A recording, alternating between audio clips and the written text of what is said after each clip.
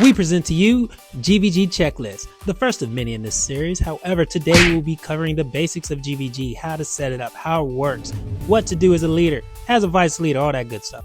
To summarize everything right here, in order to participate in GVG, you must be at least Alliance level 4. You will need at least 5 members in a garrison keep or tower.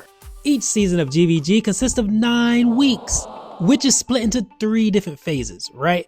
So phase 1 is going to be your prep phase.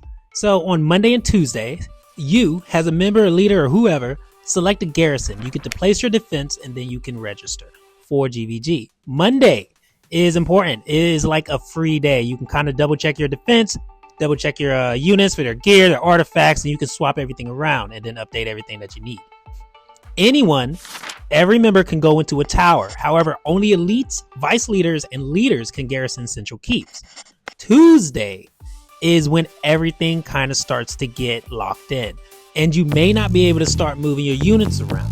At this point, only leaders or vice leaders can make adjustments and move members around to like different towers or different garrisons. So the next phase is the battle phase.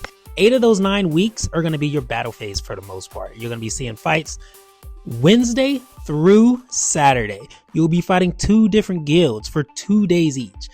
Wednesday through Thursday, you'll fight one guild, and then Friday and Saturday, you'll fight the other guild. For both days that you're fighting that one guild, you have a total of 8 attacks only. So choose your opponents wisely. Your objective is to use your demon soldiers to attack the opposition and break through their soul cores. Each one is going to have 3 cores that you can breach, and the more times that you can breach a core, the lower their HP will be for that castle.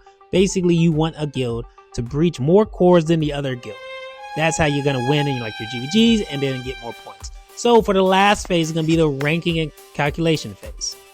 Basically, on Sunday, the game will update your ranking based on guild wars at that point. Over the last 2 matches for the week, so you will either move up in the ranking or down in the rankings every week. The last week of the 9 weeks for the season is when the game will update overall the season calculation for the total 8 weeks for that season. Now that we kind of have an overview of what GVG is, let's talk about the role of the leader and the management of the guild. So the leaders are going to be the ones that manage the guild, motivate, educate new members, and set expectations for your guild. Are you a casual guild? Do you need a Discord to be even in this guild? Are you super war active? These are your expectations that you want to establish in any new members that's joining your guild, or if you're having a change of pace. As a leader, you also get to choose help. So yes, you can choose vice leaders and elites to assist you in setting up keeps or like moving things around during guild wars. Vice leaders also have the ability to accept and invite new members. I also think they can kick members. So be careful when you're picking your vice leaders. You want somebody that you can trust, or at least that you believe is going to have your back, right? You don't want them just kicking random people out your guild. Leaders are the only ones that can promote and then also manage like the guild settings, right? You're making the important decisions. All right, now that we have all that out of the way, let's go through some of the basics, right? So if you go over here and click on Guild Allies, while you're on the GVG map, you can come over here and you can look at all your members. If you hit go, it will take you directly to their keep or their tower, but you can scroll down basically and see who has registered, who hasn't registered. So if you're super war active, you want all your members registered and in a keep or somewhere. I am viewing this on a Tuesday, so it is kind of limited. I'll also come in and show you kind of what to look for when you're looking at people's defenses, because right now I won't be able to see them.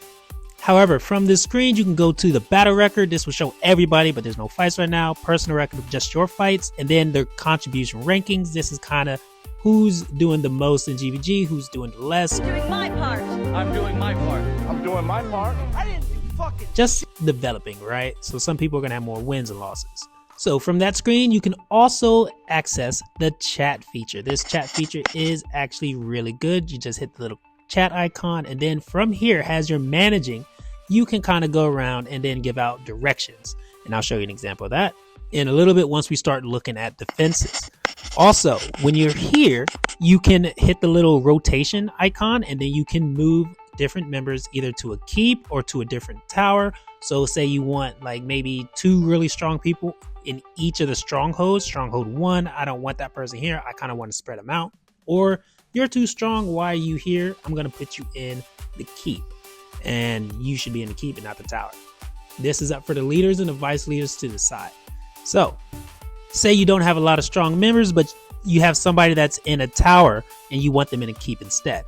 You would come over to whoever it is. I'll use mine as an example. So click on Omnikai, and then you see I don't even have anything set up, right? So if this is the case, I want you in a keep just because. Who knows? Some people have different members, but anyways, we'll go over here, hit the chat icon, and then you can kind of type it, throw it into the chat. And also you have Guild War commands up here. Hit that arrow. You can type them in, hit save, and it will let everyone know that's in the guild exactly kind of what you expect for them to do. Guys, get your stuff geared, right? So you're over here looking around. You got people that's not registered. Boom.